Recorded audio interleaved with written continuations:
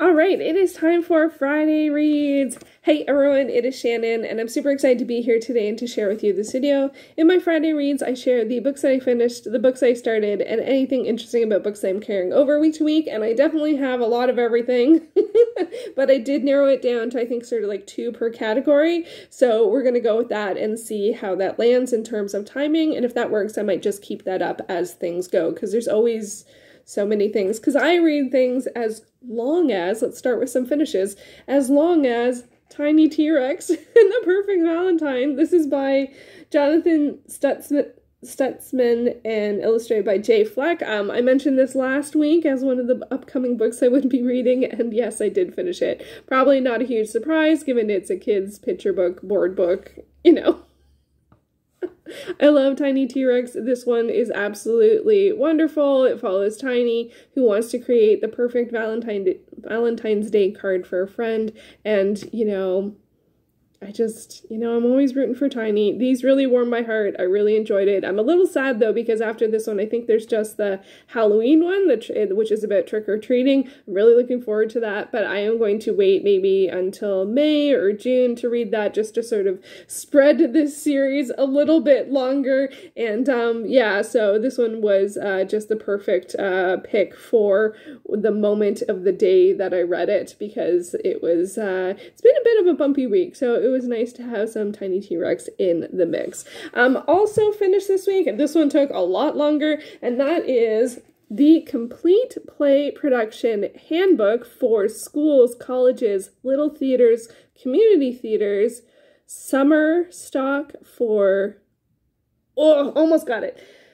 For anyone, anyone was the one I couldn't read backwards. Anyone staging a play by Carl Allensworth with Dorothy Allensworth and Clayton Lawson. So this book is a nonfiction book about how to put a play together, and how to produce a play, I guess would be a better way to phrase it. And so I started this right at the very, very, very end of last year. I kind of knew I shouldn't have started it like right at the end of the year, because it took me this long to finish it. But if I started it January 5th, it would have just taken me like 10 more days probably, so kind of doesn't matter. I don't know. One of the things that I am trying to do, I don't know if I mentioned this in a video yet, is one of my goals for this year is to finish anything that I started before 2022. I want to finish by the end of 2022. So anything from 2021 or earlier, and there were about 19 to 20 titles at the beginning of the year. All of those books I want to finish by the end of the year. So I'm very lightly trying to finish 2 a month, because some books will take longer than that, and I like to take December, and I think I'll also take November off this year from goals.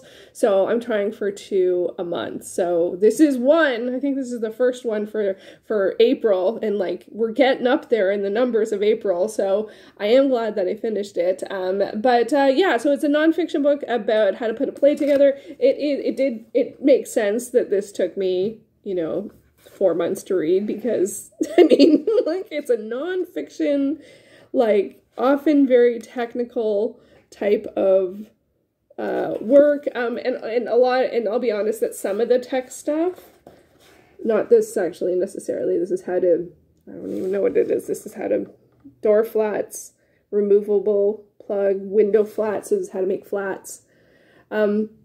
That actually probably hasn't been, is probably still the same, but like some of the stuff, like, my goodness, lighting, and there are different elements of how to put a play together that I am more interested and less interested in, and there's also ones that I'm more familiar with and less familiar with, because I did work in theater for a number of years in a variety of different capacities. And have been sometimes I worked in, sometimes I was involved in theater. So some of the stuff was really interesting and familiar. Some of the stuff was interesting and unfamiliar, like what business is, and like having a business or a piece of business, which is like having, I think it's usually like there's something that you do that doesn't necessarily relate specifically to a plot-based thing, like having some scissors, and why do you have scissors in your hand, and using the scissors, and are they a symbol, are they a weapon, like, so it's having a piece of business is usually like having like a physical prop, or it could be, I don't know if it could also be like a like a running gag. Is that a piece of business as well? Or like moving from A to B? Anyway, maybe I need to reread the part about business, but it was new and interesting, and also made some other things make sense retrospectively. So this was actually really interesting to read, but it was obviously quite a slow read. I didn't read it every week. I picked and chose the times in which I would work on it. Yeah, and some of the stuff is outdated in terms of tech, and even when I was doing theater, which is many years ago. And now it's just amazing to think that some of the things, like especially like rigging lighting or making flats, like to learn that from a book, like wow. Like I think honestly in the theater it's more likely that you would learn it through apprenticing with someone else, and help with things before taking on those kinds of tasks yourself. And yeah, but it was really fun to read. One of the only things though that was a real frustrating, look at the diagram. And there's also photographs of summertime. Wow, that's quite dramatic. It's beautiful. One of the things that was, wow, just very shocking, but also was very normal for me when I was growing up, was that this book almost exclusively uses he pronoun for any activity. When he does this, when he does that, when the stage manager does this, he needs to know. When the director comes in, he needs to blah, blah, blah, blah, blah.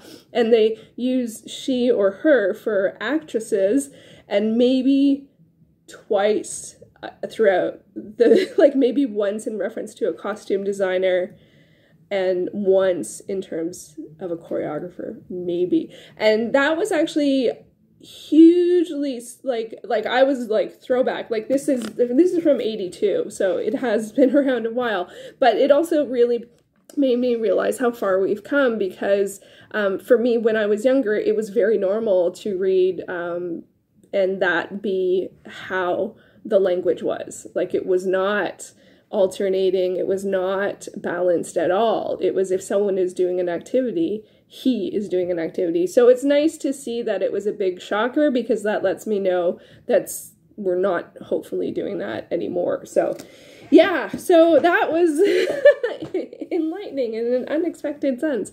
So those are the finishes. In terms of the starts, actually going from theater to theater, I'm also reading The Lady from the Sea by Ibsen.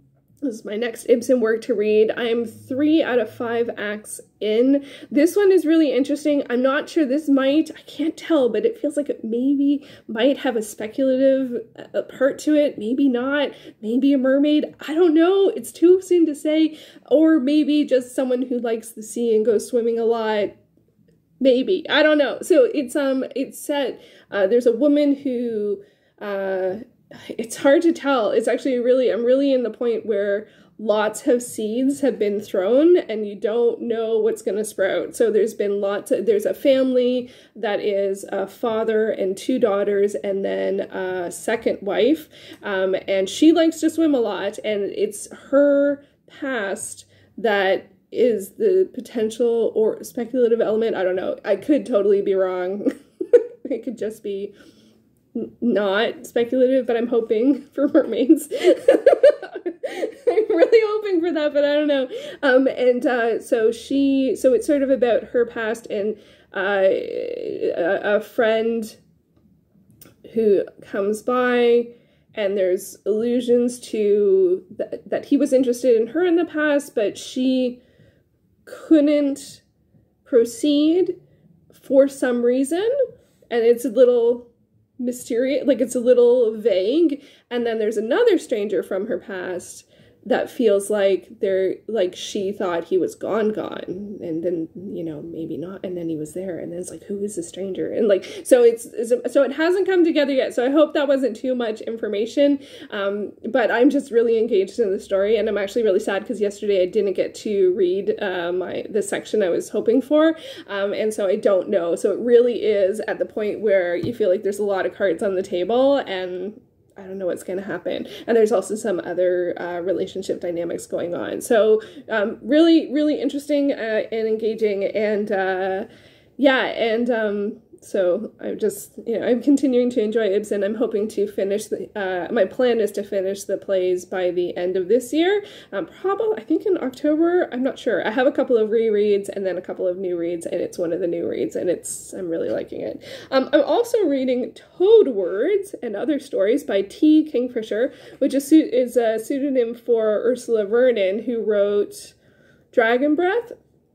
And this is fairy tale retellings, and I can't read. No, that's not legible. The quote is not legible on the front.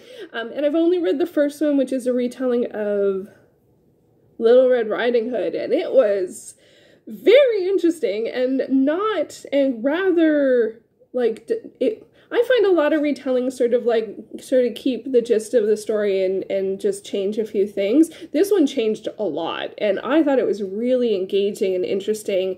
I'm not actually a big fan of retellings, but this really was really great. And so this is my first time reading under this name, which I think is their adult works, as opposed to Dragon Breath are kids' books. So so I'm looking forward to reading more. I think, though, it is technically speaking a collection, and I am reading way too many collections right now, so that's sort of throwing me a bit out of whack, and I've only read it once, which has been a bit of a challenge that I've come across in the past couple months, is that there's a fair amount. I sit down to do my reading plan, I make all these grand plans, and then I bring it down to something a little more realistic. And I've noticed there is a bit of a trend that at the beginning of the week, I spend a lot of time reading on the day that I do my reading plan, and there are several titles where I read like only 1 or 2 times a week, and then they sort of get stuck on my currently reading. And this has happened when I look back on my currently reading on Goodreads. I'm like, oh gosh, I think that's happened for this one and this one and this one and this one and this one. So I'm a little unsure as what to do. Now in May, I am going to do the currently reading challenge again, so hopefully that'll clear a few things off. And I am hoping to finish a fair amount by the end of this month. I think it's 4 to 8 more titles by the end of the month, which will get me back into the 20s. But yeah, I'm a little, I guess I feel like the logical thing to do would be not to start stuff, but I always want to start new things, so I don't think I'm going to do that. And this is not that long. I think it's under 200 pages, but because they're short story format, I do tend to want to read a whole short story and a whole short story, and I have way too many collections going on. So I don't know, I'm going to have to do some thinking and strategizing there, but overall I am enjoying it. If you have any recommendations for T Kingfisher of other, like this is a collection, I thought a collection would be a good place to start, but I know they also have books. There's a fair amount that's sort of like horror and thriller, and then some stuff that's fantasy. I don't know if the fantasy is for younger-ish, like YA or not. I don't know. Anyway, any other recommendations would be welcome, because obviously I'm not reading enough, right? I'm just like, so many books. I am, in terms of what I am continuing to read Shah, book number 5. I am hoping to finish this by the end of the week, because the live show will be next week. So I will finish it. I'm close. I'm also continuing, and I'm really, really loving it. Oh my gosh, I'm really loving it. I'm getting sad now because it's getting close to the end, and it makes me want to reread the whole thing, so maybe not so sad. I'm also continuing to read Kiss of the Night by Sherilyn Kenyon. This is the Dark Hunters series, and I'm buddy reading this with Anita from Anita Reads, and I'm really enjoying this. I feel like it's really hit a point where I wasn't expecting in terms of the series, because the series is a bit more, is paranormal romance with urban fantasy, and I feel like with this one, recently it's gotten like the urban fantasy world building type stuff has just cracked right open, and I'm like, there's so much potential, but there's so much to keep track of. That's one of the challenges I'm having with it, is that there's so many different like rules, and like the rules are always broken, but like, I mean, like there's different groups and how each of those groups works in terms of politically or who they're aligned with, but then also just like physically what they can do and not do and why they can and cannot do it. And there's so much history and stuff like that. But I really enjoy this one because not only did that happen, and I like urban fantasy, so I like that it's brought more of an urban fantasy element to it, but I also like that the couple in this one, they don't see eye to eye on things. So, which in a lot of paranormal romance, it's I don't know, like I don't know how to describe it, but with this one, I guess one of the things that this book has that I like is that they're fighting an external situation. I think I mentioned this last week. They're fighting an external conflict as opposed to having a conflict between the two of them. They definitely don't see eye to eye, but there's also some potential there, which is really exciting. So I'm enjoying that.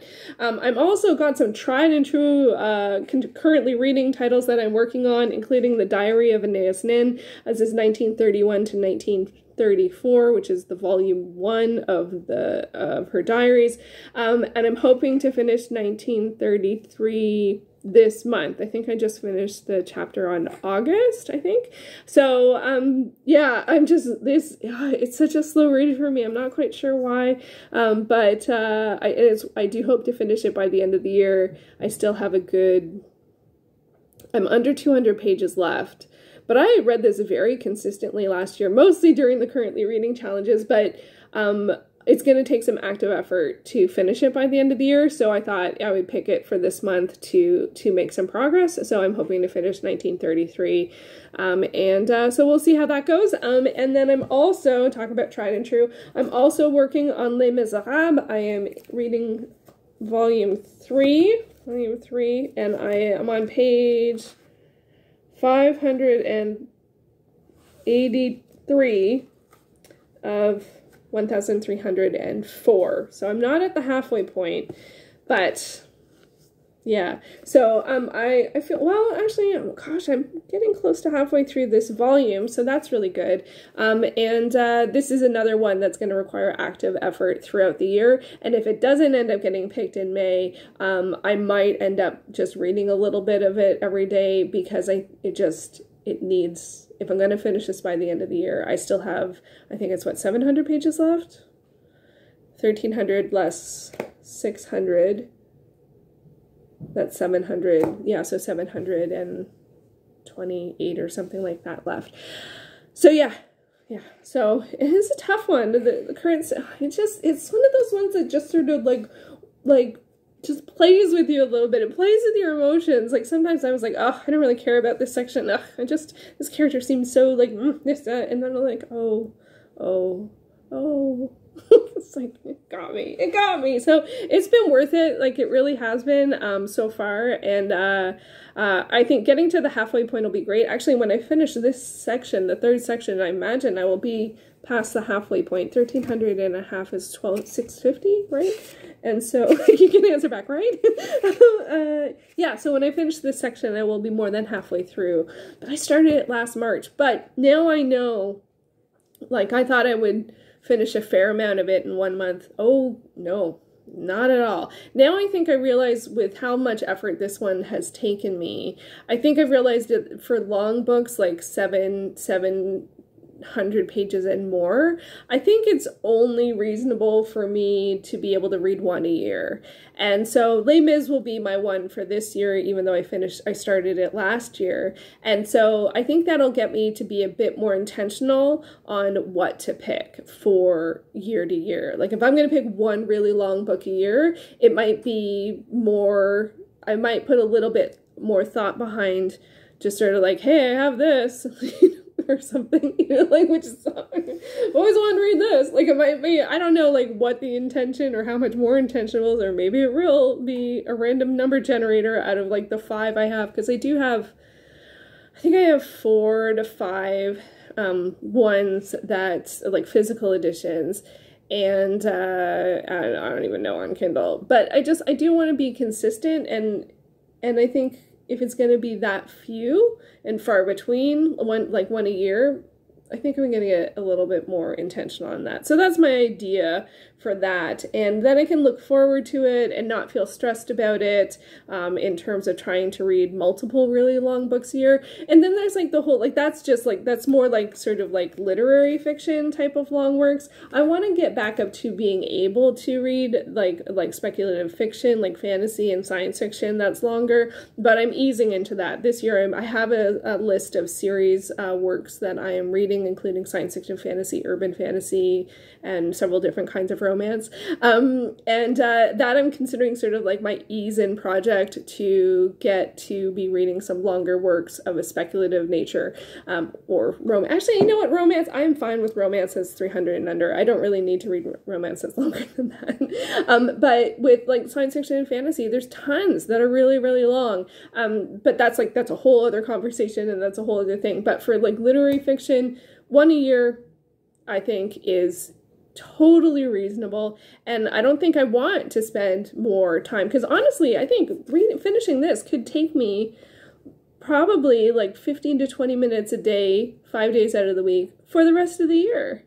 And then that also makes me think, do I want to spend that much time reading Les Mis? Do I? You know, so far the answer is still yes and not no. Once I get to halfway, it's going to be yes, so maybe I should make the decision before that. But I don't know. I guess I don't really know, and I don't think you know until after, so how can you answer? Would I rather spend that time doing something else? Would I rather spend that time reading lots of shorter works? Because it's a lot of pages, and my pace is a lot slower. It's 2 minutes per page? No, yeah, 2 minutes per page. So 30 pages an hour. I don't know. Let me know. Do you think about this stuff? Does one long book a year sound reasonable? Does that sound like reaching too far? Does it sound like, for you, do you set a goal for long books? Because I think I might be really comfortable setting the goal of one long book a year, and that might be great. And then I don't have to worry about it. I pick one, and then once I'm done, I'm done. No more long books.